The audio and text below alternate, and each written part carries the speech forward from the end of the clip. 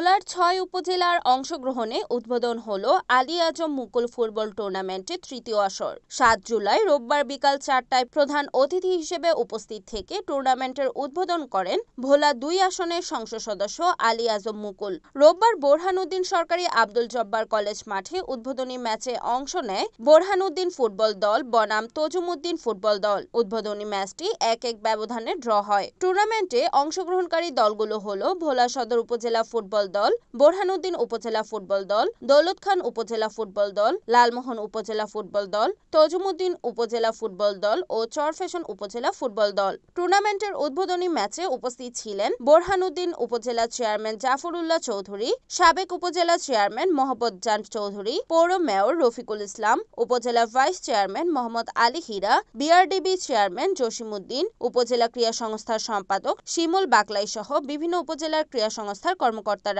উদ্বোধনী অনুষ্ঠানে সভাপতিত্ব করেন উপজেলা নির্বাহী অফিসার ও ক্রীড়া সংস্থার সভাপতি মোহাম্মদ রায়হানুজ্জামান।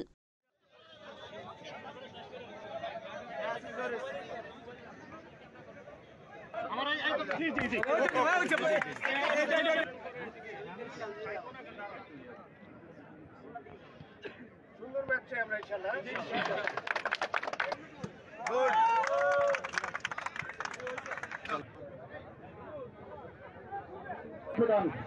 আর আজকের এই জমকালো শুভ উদ্বোধন ম্যাচে এখনো তাদের নেটওয়ার্ক বল, তবে গোলকিপার কিন্তু এসে report Mohammad Siddique, NAN TV, ভোলা।